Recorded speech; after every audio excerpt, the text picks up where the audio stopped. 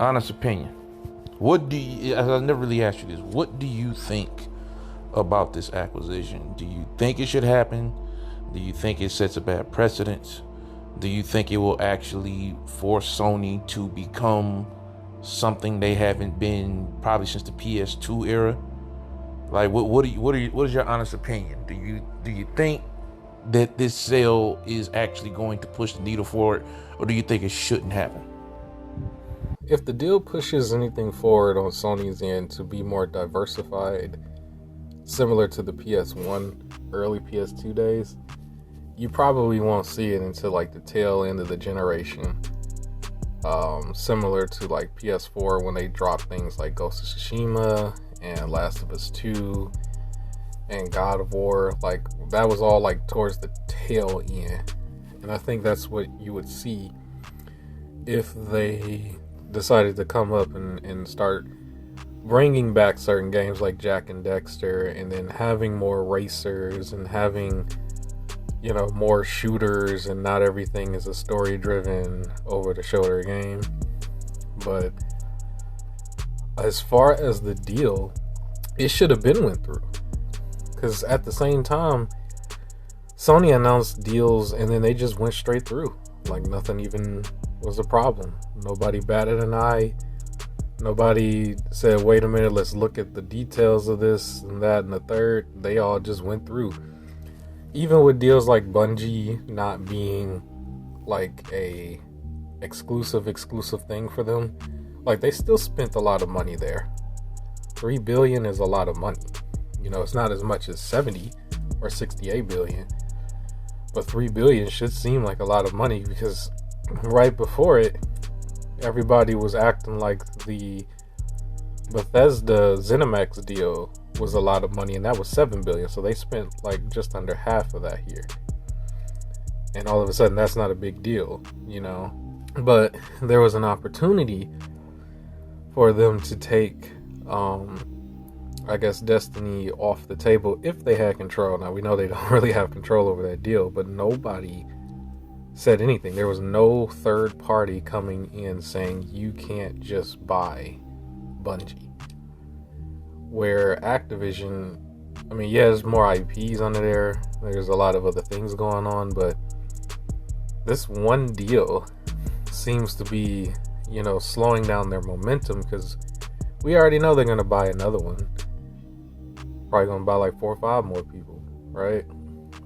Because for them, they want to avoid situations like what they have with Halo right now, where even when something needs to be pushed back or something is not all the way complete, there's something else that can come out in its place, and it's all first party.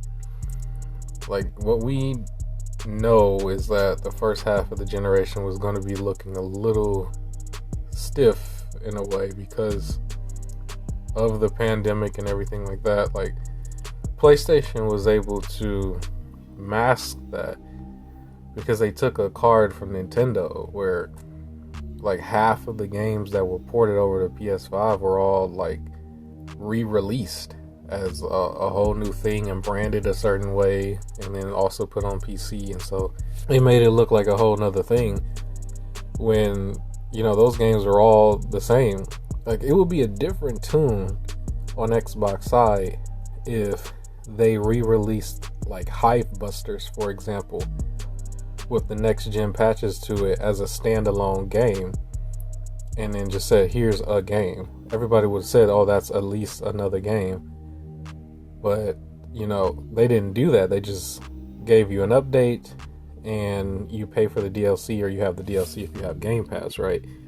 Well, on Sony's side, they didn't do that with Spider-Man, right? They just said, here's Miles Morales. Here's all these crazy different ways to pay for it with the remaster of the original. And then we put the original on PC.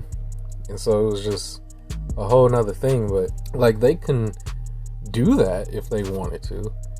They could have re-released even like some of the other like Xbox titles and said, oh, here is Rise Son of Rome, for example. Like, here's the Series X version of Rise Son of Rome, and by the way, you gotta pay for it. or Sunset Overdrive, and you got to pay for it. And then will we be having the same conversation like, oh, it will be technically new games, right? I mean, if that's the case, because that's kind of what Sony was doing for a lot of this time. I'm kind of getting off subject. So back on the subject. If the Activision deal did not have like anybody trying to investigate it, it probably would go through a little bit quicker, because it's basically just inflated compared to something like the ZeniMax deal. But I absolutely think it should go through, and I don't think that Xbox needs to keep it on PlayStation, because I guess I could keep using the example. Spider-Man is a universal known title as well, and there is no Spider-Man on Xbox, right? Not unless you go play some of the older movie titles that you could play on there. But even with those, you gotta like own the disc already. So there's no like sharing of that asset. What's interesting is like, I think there was a Marvel Alliance game. There's Marvel Alliance The Dark Order. I think I have it. Just haven't played it. Which is on Nintendo. That's an exclusive title to Nintendo, but Spider-Man is in that game. And you can make the argument that a PlayStation fan doesn't even have access to that unless they have a Nintendo product, the Switch, right? So if they had the Switch, they can play that game and they can play a Spider-Man, but if they don't have it, then they cannot play that game. Like, how did Sony allow that to be there, but can't allow like the Marvel Avengers game, which is supposed to be multi-plat, like allow Spider-Man to be on the Xbox version of that? There's nobody regulating that. There's no one who said anything. And that's a clear indication of bias there. That's clear as day. And I don't know, maybe I can make a video on it or something. Like, somebody can point that out, because that looks a little fishy for everything they're saying. Like, oh, well, we care about the PlayStation gamers. What Jim Ryan is saying was like, well, what was the care for the PlayStation gamer when you allow Spider-Man to be on a Nintendo exclusive game where PlayStation fans had no access to it unless they had a Nintendo product? Which is fishy, right? So that would be my biggest example I would use, just coming off the top of the dome. Outside of that, I think Call of Duty is in a position where if Phil Spencer was going to negotiate Call of Duty being on PlayStation, then he should trade it off. Like, 1 year it's on there for one of your exclusives to be multi-plat. And then if you can't do that, then the game won't be on there for that year. And I would aim for the highest ones, like Wolverine and God of War and all of those. It's like, well, put them on Xbox and then you'll get Call of Duty. That's how I would look at it.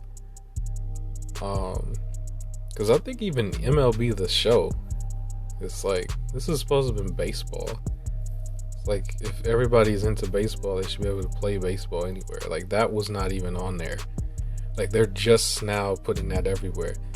But like, if Sony had their way and nobody talked about it, that game would only be on PlayStation. So there's no third party stepping in to say, hey, what about this or that? So I just feel like there's some bias there, and it's not really fair.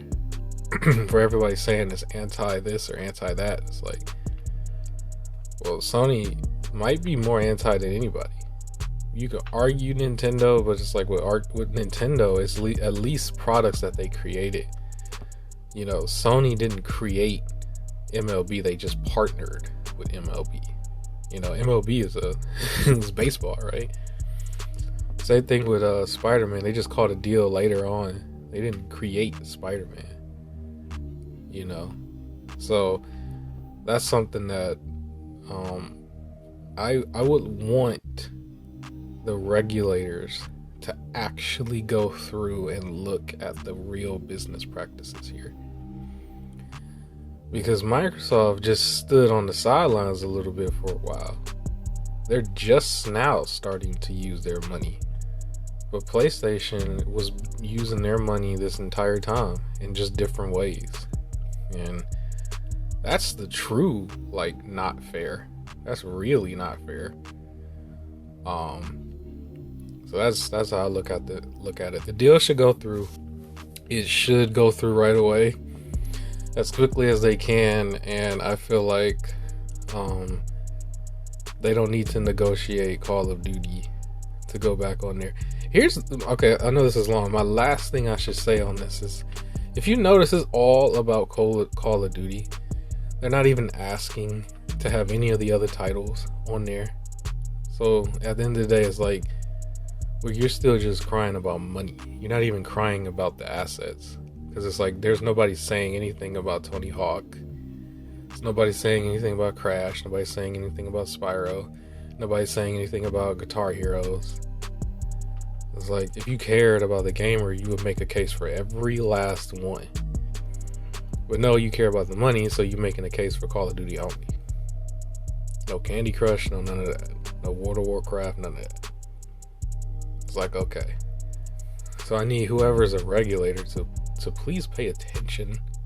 Like, actually pay attention if they're going to call themselves getting involved. Because it looks like fair game. And they need to look at the full history and not just the deal. That's all I got to say.